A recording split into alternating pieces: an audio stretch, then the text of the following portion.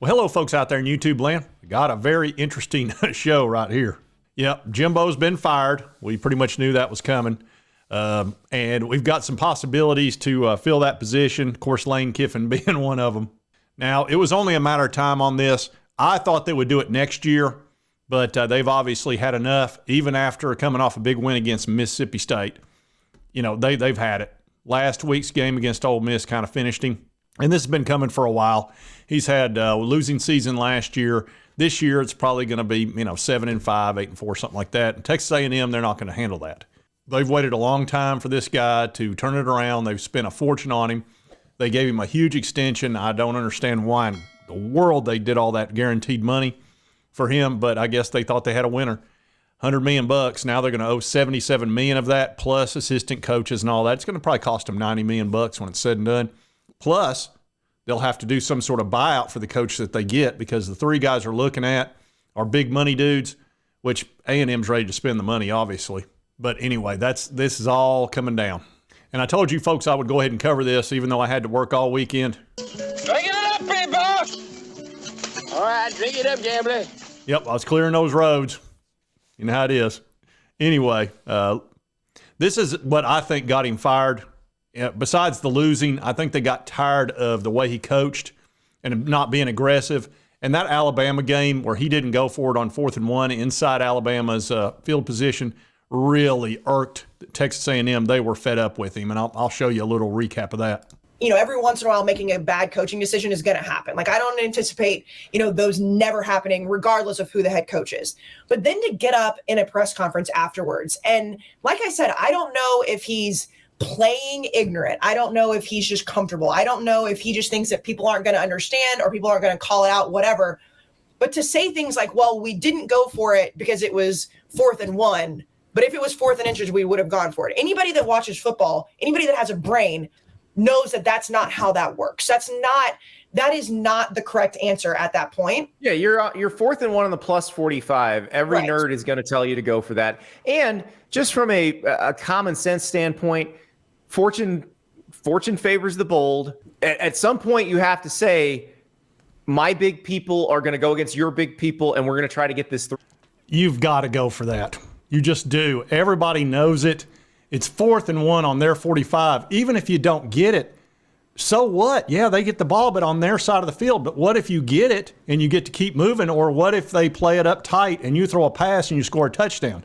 Now you're in fantastic shape. That it's almost just like, well, hey, this is my call. I'm going to stand by it, and then make some sort of excuse.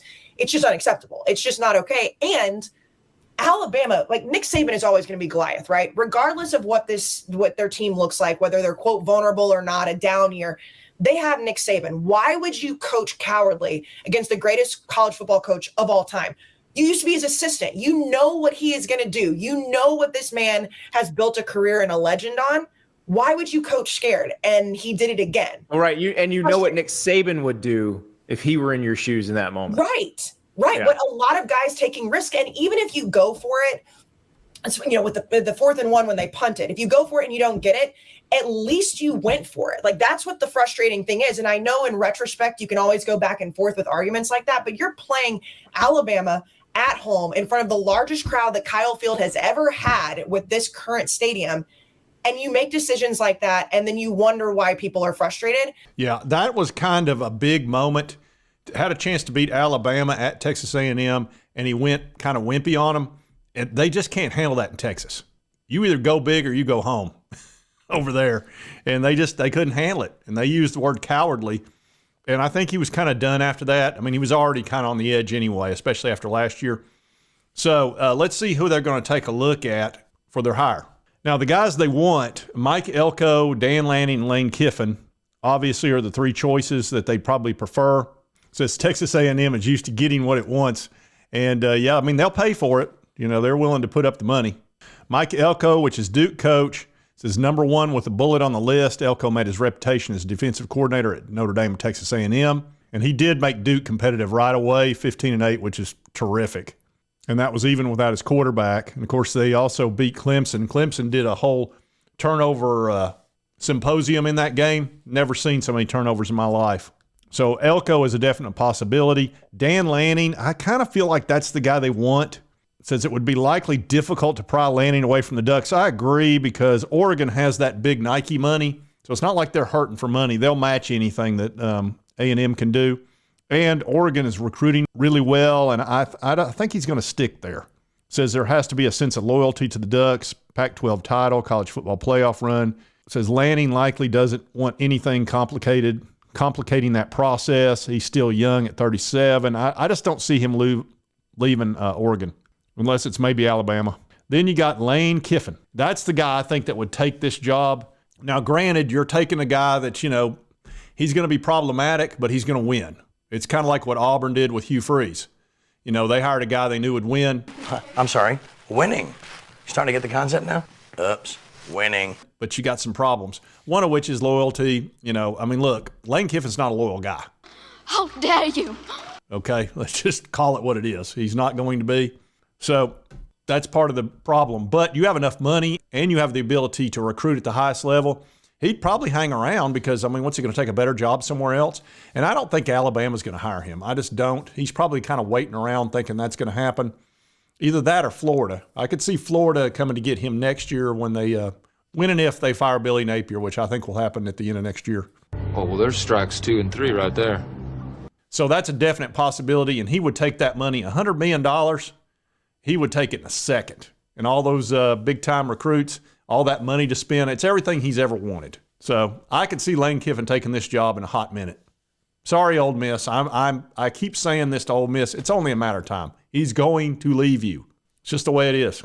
Then you got Mike Norvell, Florida State. I don't see him leaving Florida State. I think he'd probably hang out there. And then Kalen DeBoer of Washington coach. I think it's going to be Lane Kiffin. I swear I do. Either that, I don't see Dan Lanning leaving. It could be the Elko dude. That's a definite possibility. And then they have a bunch of other guys, but I'm not worried about that. I think they get Lane Kiffin. I'm just going out on a limb, and I want to say that's what it's going to be.